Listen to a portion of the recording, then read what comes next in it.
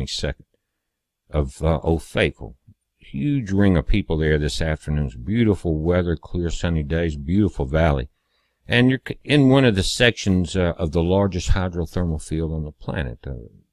They're saying the caldera was about 30 miles wide when the last time this thing blew. And you're looking about 650,000 years ago, I think. And they're sometimes a million years apart, the major eruptions.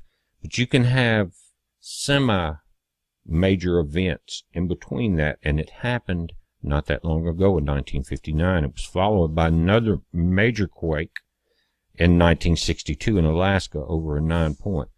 But this is live again this afternoon. Guys, think about the energy under here. And what you're seeing again is the teapot setting on the fire effect.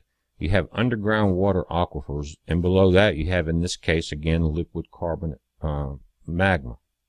Much more dangerous than normal magma. As you see in the highlight, Yellowstone volcano elevated earthquake activity during June 2017. Look at that. I think maybe 1,100 quakes. I don't remember the exact number, guys.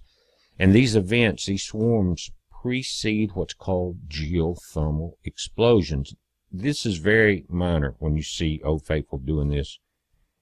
But what has happened in 1959, going back, this is not millions and hundreds of thousands of years ago, guys. Okay? August 17th, 1959, a 7.3 magnitude earthquake devastated Hebgen Lake. Check this out, guys. In overnight, I mean, instantly it started filling up, and I think within the first 30 days, maybe 700 feet deep.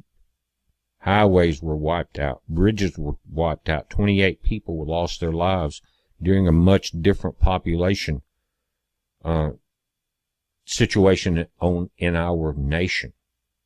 And you can see the crowds there today, a complete ring.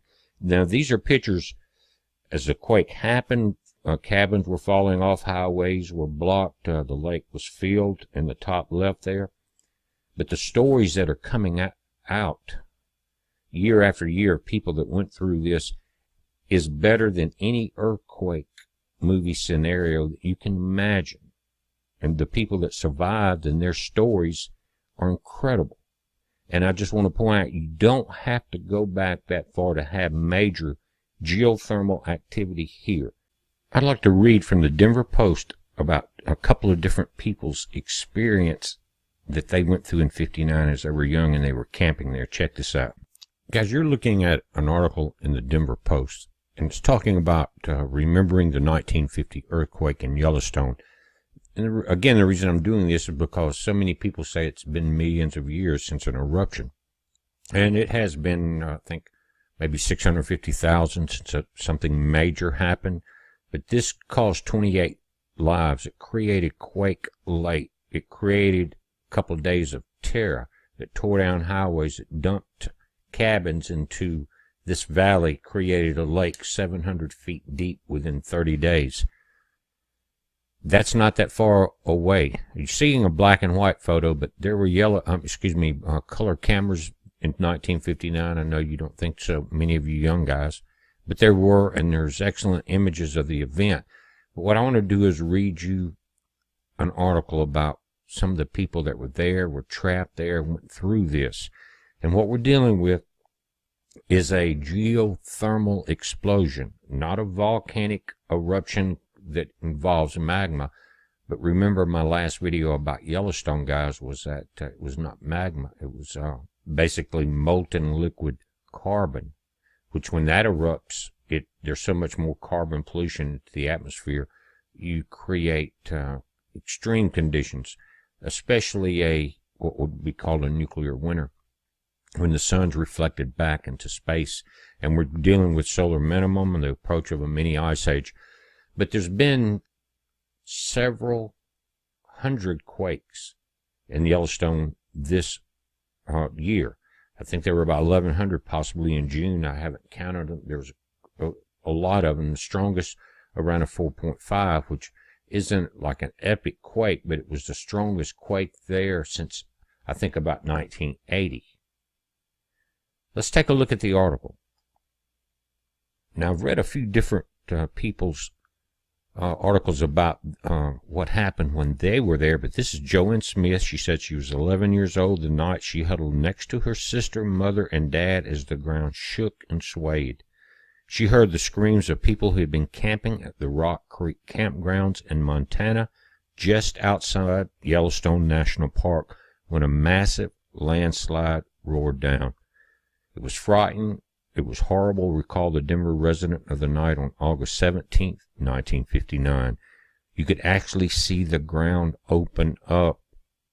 It has been 50 years since the Hebgen Lake earthquake in which 28 people died. 7 bodies were recovered from the Rock Creek campground and 2 from the Cliff Lake campground. 19 people were never found in that landslide. In less than a minute, 90 million tons of debris had moved and created a lake.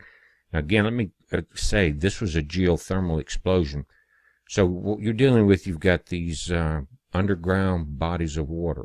Under them, you have, in this case, liquid molten carbonate. So you have a kettle or tea kettle of water sitting on the stove, and it blows its top. That's why Yellowstone is the largest geothermal spot on the planet. So a geothermal explosion means that that water has become so hot that you have a bursting of the ground, you have major earthquakes, and you have hurricane force winds that are extremely hot. Think about that. So the Hebgen Lake earthquake was 7.3, which is a huge earthquake, and this was Mike Stickney, Director of Earthquake Studies at the Montana Bureau of Mines and Geology. In the past 10 years at the Earthquake Lake Visitor Center in Montana, more than 1,100 small and moderate quakes have been recorded. Guys, this article is older than 2017. We just had that many in the last month. It will likely occur along one of the 45 faults that line the two belts, one stretching from Yellowstone National Park up to Helena, Montana. Guys, in Helena is seeing the strongest quakes of this recent swarm, and a second one along the Montana-Idaho border. John Oswald of Castle Rock will never forget August 17th, 1959.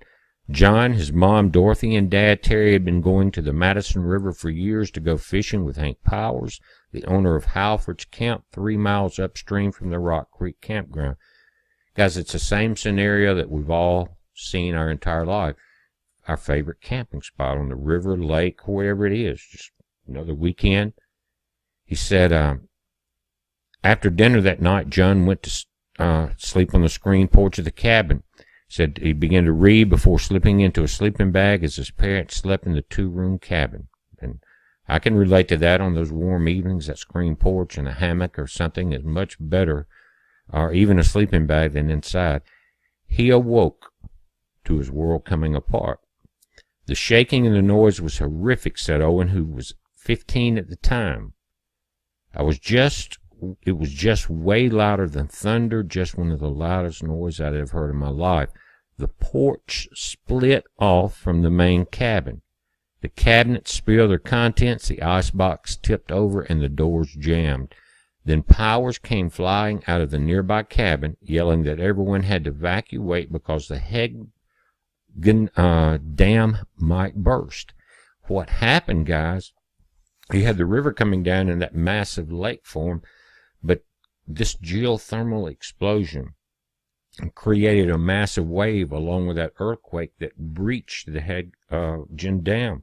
The people fleeing Halford followed a dirt road and crossed a bridge damaged by the quake.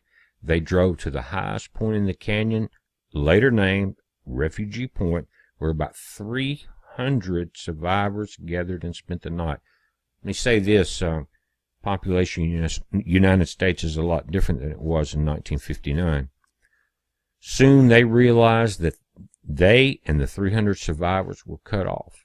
In one direction, the highway had slipped under Hebgen Lake, and in the other direction, where the slide had fallen into the Madison River, a giant lake was forming, covering the highway.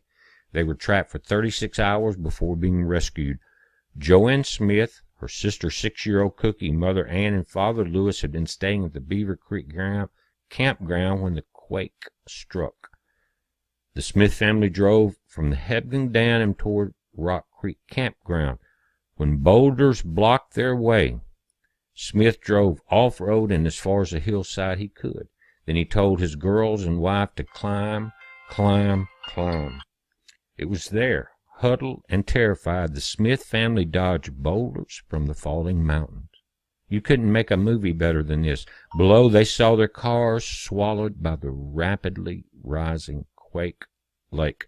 A helicopter rescued them the next day. In the morning, it was like we had gone to bed in one world and somebody had picked us up and put us in a different world, said Joanne, who now lives in Denver and goes by her married name.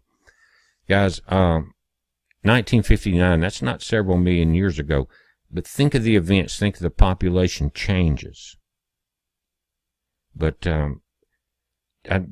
we talked about this on the last show I had done with Paul Begley, and there was a lot of questions, and that's why I wanted to go back and talk about this.